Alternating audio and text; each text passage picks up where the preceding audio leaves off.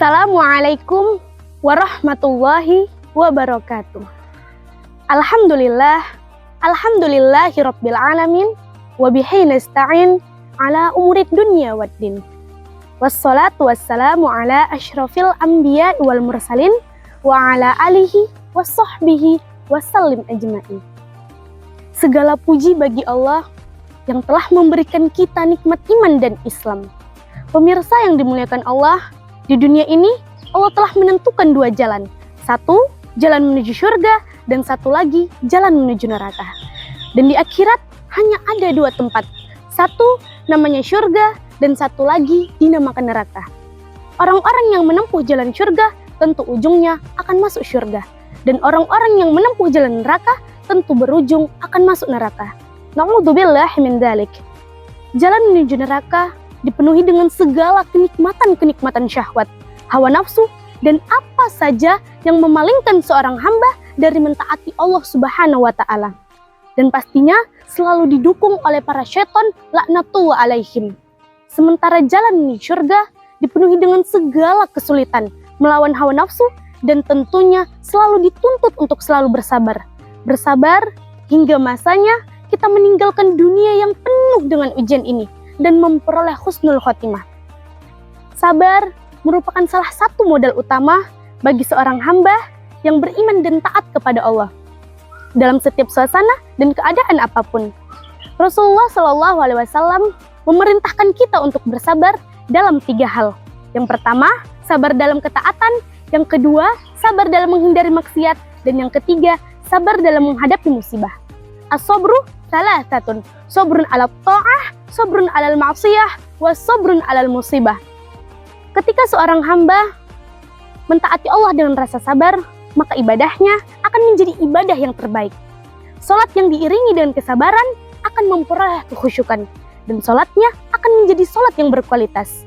Puasa yang dijalankan dengan kesabaran, maka puasanya akan menjadi puasa yang berkualitas, dan bisa menjadi pelindung dari ajab api neraka.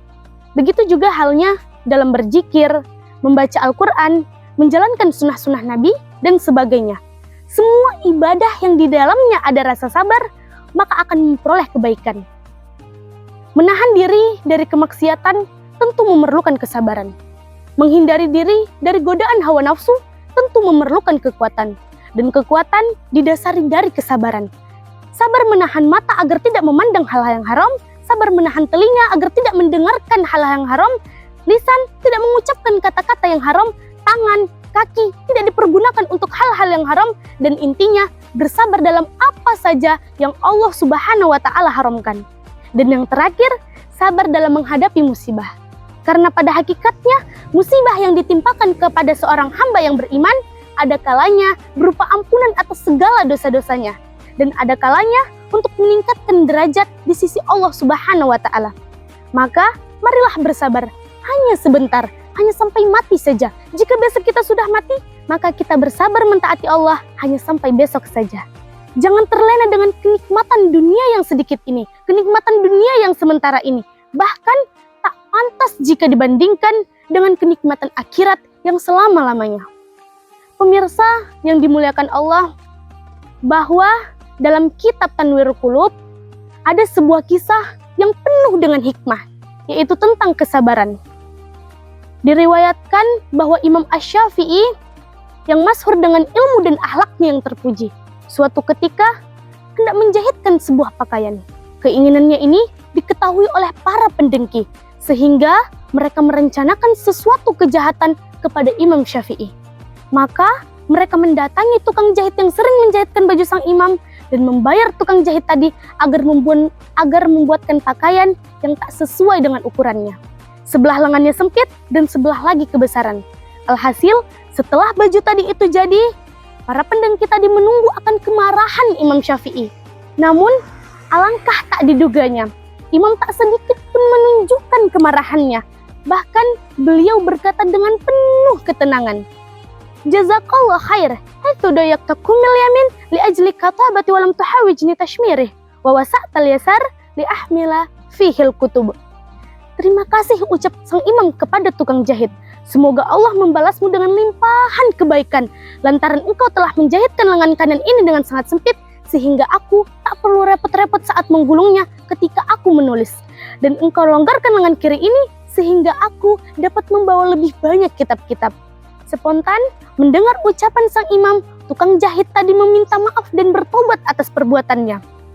Ternyata sifat kesabaran sang imam telah menjadi energi positif yang luar biasa dalam memberikan pelajaran dan nasihat kepada orang yang jahat dan dengki dengannya. Pemirsa yang dimuliakan Allah, demikianlah kehidupan kita di dunia ini. Hanya sebentar saja kita diperintahkan untuk bersabar. Sabar dalam ketaatan, sabar dalam menghindari maksiat, dan sabar dalam menghadapi musibah. Jika kita sudah lolos dalam bersabar, maka kita akan meraih buah dan hikmahnya. Karena kesabaran dan kenikmatan yang sesungguhnya akan kita dapatkan di syurga kelak. Alhamdulillah, kita sudah berada di bulan yang penuh dengan kesabaran, yaitu bulan puasa. Bulan di mana kita belajar bersabar agar terus mentaati Allah, bulan di mana kita belajar bersabar agar terus menghindari diri dari maksiat, dan bulan di mana kita belajar agar terus menahan diri dari ujian dan cobaan.